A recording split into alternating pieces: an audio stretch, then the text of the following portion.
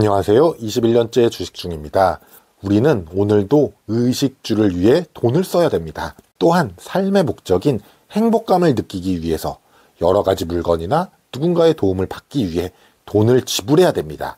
그래서 우리는 힘들게 돈을 벌죠. 하지만 언젠가 노동소득은 한계가 있습니다. 결국 우리는 소득 중 일부분은 저축이나 투자를 통해 노동소득이 떨어질 때를 대비를 해야 될 것입니다.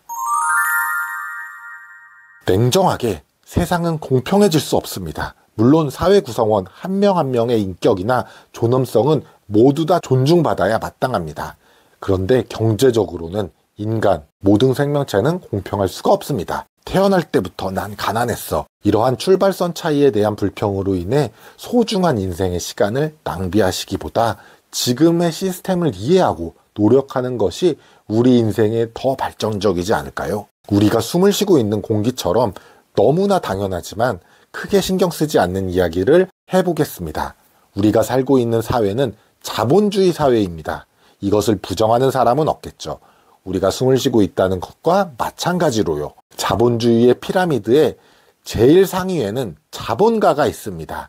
그리고 자본가는 경영자에게 돈을 주면서 내 자본이 더 성장할 수 있게 투자를 합니다. 그리고 경영자는 우리 노동자들에게 육체적 또는 정신적 노동으로 일을 시킨 다음 수익을 창출하는 구조이죠. 자본주의의 최상위 포식자는 자본가입니다. 그런데 굳이 자본가는 돈이 많다고 해서 될 수 있는 것은 아닙니다. 단돈 7만 원만 가져도 우리는 세계적이고 국내 최고 기업인 삼성전자 주주, 자본가가 될 수 있습니다. 물론 기대 수익금은 투자금이 작기 때문에 미미하겠지만요. 여기서 핵심은 우리는 이 자본주의 특성에서 최상위 포식자로 함께 올라타셔야 된다는 말입니다. 돈이 없다면 조금씩 늘려야 되겠죠. 대부분 노동소득을 하는 사람들은 자본주의의 최하위 포식자입니다. 그리고 그들은 대부분 받는 월급을 계좌에서 현금 형태로 보유하고 있을 것입니다. 그리고 나름 저축을 한다고 하는 사람들은 물가 상승보다 못한 돈을 모으고 있을 것입니다. 우리는 모두가 다 자본가가 좋다는 것은 알고 있지만 막상 현실에서는 현금을 지키는 안정감을 무시하지 못하고 모두가 안전하다는 그 길을 따라가게 됩니다. 그리고 최악의 케이스는 본인의 노동소득의 한계를 인지하지 못하고 오늘을 위한 소비를 통해 자신의 자본을 축적하지 못하는 경우죠. 그렇다면 오늘의 주제인 돈이 돈을 벌어다주는 시스템을 만들려면 어떻게 해야 될까요? 이미 제가 자본주의 속성을 이야기하면서 답을 말씀드렸습니다. 자본가와 같은 길을 가셔야 됩니다. 물론 자본주의의 힘은 자본이 많고 작고에 따라서 결정이 됩니다. 그래도 내가 노동소득을 거둘 수 있는 동안 자본금을 축적하는 것입니다. 그리고 투자를 하는 것입니다. 자본가들은 자산을 늘리는 곳으로 투자를 하는 것입니다. 그곳은 여러 곳이 있을 수 있습니다. 즉 각자 정답이 다를 수 있다는 것입니다. 투자금이 소액으로 작은 분들은 주식이나 코인, 일정 규모 자산을 축적하신 분들은 부동산이나 채권 또는 해외 주식이나 금, 원유와 같은 실물 자산에 투자할 수도 있겠죠. 그런데 투자를 할 때 이 점을 참고하시면 좋을 것 같은데요. 예를 들자면 회사 생활이나 사회 생활을 해보신 분들은 리더의 중요성을 알고 있으실 것입니다.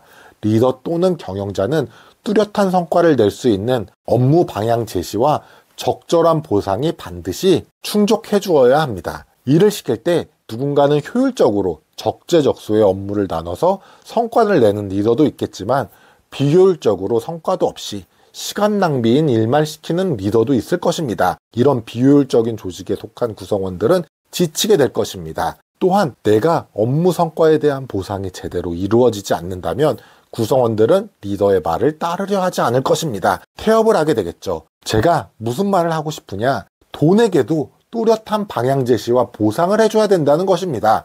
그래야 자본주의 사회에서 돈이 우리에게 돈을 벌어다 준다는 것입니다. 기준도 목표도 없고 그냥 우격다짐 투자는 돈이 돈을 벌어다 주지 않는다는 것입니다. 저는 돈이 돈을 벌어다 주는 이 자본주의 시스템의 도구로 배당주를 이용하고 있습니다. 이때 도구는 배당주 외에도 여러 가지가 있습니다. 누군가에게는 코인이 방법이 될 수도 있고 부동산이나 선물, 옵션을 이용할 수도 있겠죠. 그런데 중요한 것은 그 투자 도구에 맞는 투자하는 사람이 돈에게 뚜렷한 방향 지시를 해줘야 될 것입니다.